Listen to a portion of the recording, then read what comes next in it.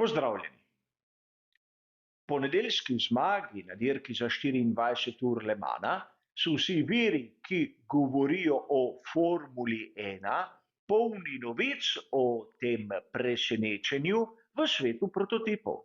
A danes si bomo pogledali, zakaj je morda zmaga Ferrarija tudi resno opozorilo Scuderii Ferrari.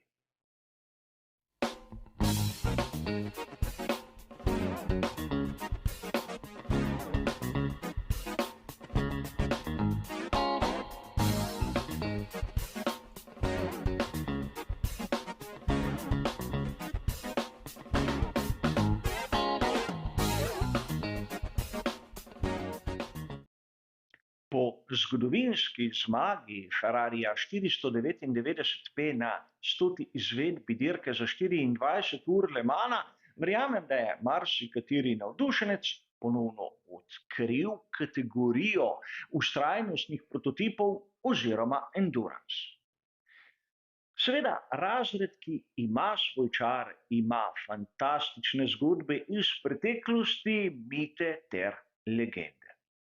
A danes bomo vprašali, ali so pri Scuderii Ferrari zamudili še eno lepo priložnost. Namreč v svetovnem prvenstvu Formule 1, kjer nastopa Scuderia Ferrari, vidimo, da nimajo takšnih rezultatov, kot so jih dosegli praktično na tej izjemno pomembni, edinstveni dirki. In res, Ferrari ter Scuderia Ferrari ni eno in isto. Ferrari je izdelovalec superšportnih cestnih avtomobilov, medtem ko je Scuderia Ferrari ekipa, ki se ukvarja s športno dejavnostjo Ferrarija. Vem, Scuderia Ferrari je nastala pred Ferrarijem, ampak sedaj v takšni obliki, kot jih poznamo danes, je praktično hierarhična lestvica določena tako.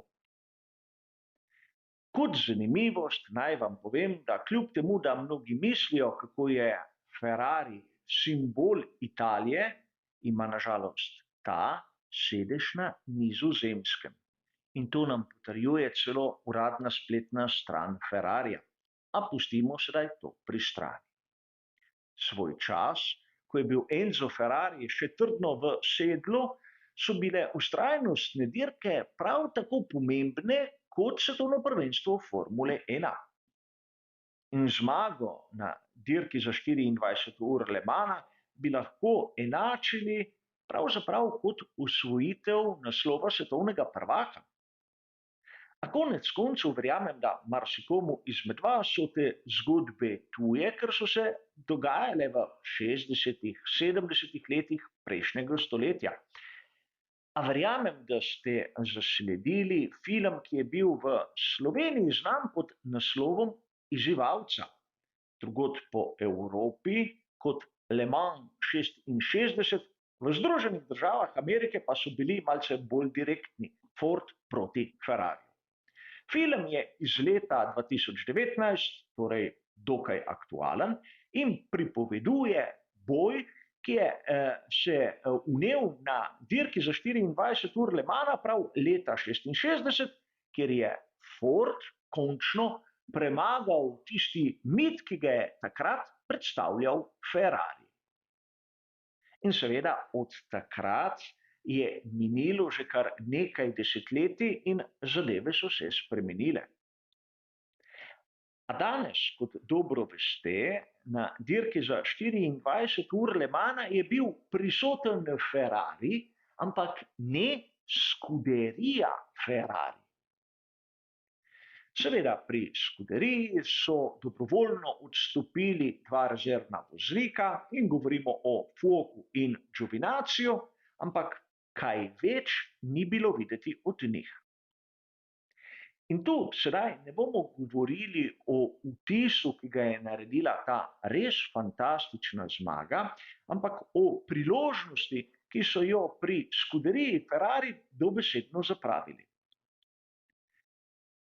Če se spomnite krize, ki se je dotaknila tovarniške ekipe Mercedes, ste verjetno prišli na misel, da ekipa, tovarniške ekipe Mercedes se ukvarja tudi z drugimi dejavnostmi.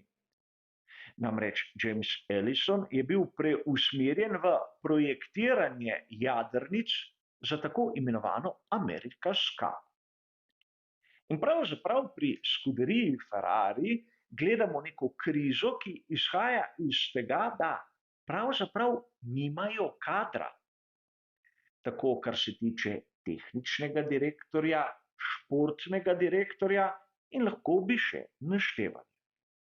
Marsikdo bo tudi dejal, da pravzaprav zaradi omejitve proračuna pri skuderiji Ferrari niso sposobni imeti dovolj inženirjev, da bi hitro in učinkovito dobili prave rešitve.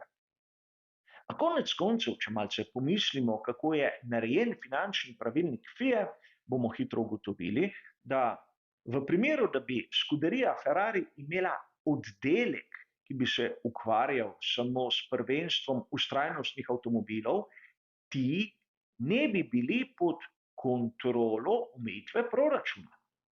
Kolikor bi rabili začasno športnega ali tehničnega direktorja, bi ga lahko premestili iz enega oddelka v drugega, ampak v tisti finančni načrt bi pisali samo ure, ki so jih efektivno porabili.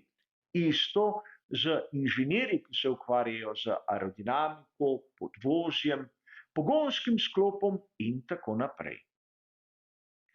Pri Mercedesu so si izbrali drugo kategorijo, ampak pri Ferrariju, ukolikor bi šli resno v to pustolovščino, bi lahko ekipa Formule 1 imela veliki plus.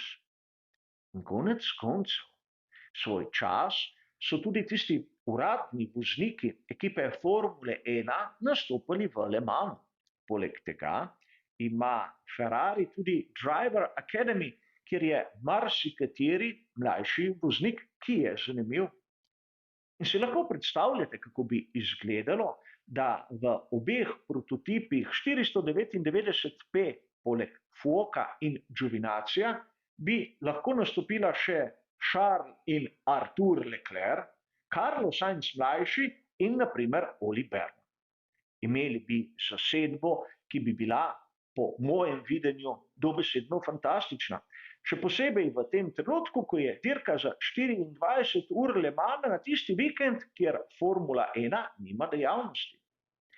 Res, videli smo že Charlesa Leclerca, ki je prišel gledati to dirko in povedati, da v bližnji prihodnosti si želi nastopiti.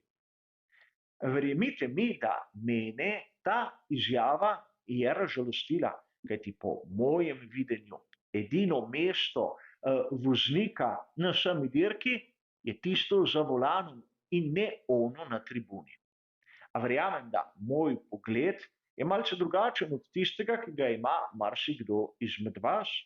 A verjamem, da v tem trenutku, v tem res kritičnem času za skuderijo Ferrari, bi lahko vsaka takšna pomoč prišla še kako prav. A izgleda, da glavni odgovorni pri Ferrariju so se odločili, da projekt vztrajnostnih prototipov bo voden izven skuderije. Morda so zato dosegli zmago, ne vem, vprašanje se mi zdi konec koncev izjemno sarkastično in malce hudobno. A zadeva je pač takšna, da na veliki nagradi Španije smo videli v skuderiji izjemno klavrno predstavo, medtem ko teden kasneje v Le Mansu je Ferrari spisal mit. Tudi zaradi tega moramo ločiti med enim in drugim. A pametno bi bilo zadeve združiti in iskati sinergije. Vsaj takšen je moj pogled. A za danes bo seveda to vse. Hvala za vašo pozornost in nasvidenje.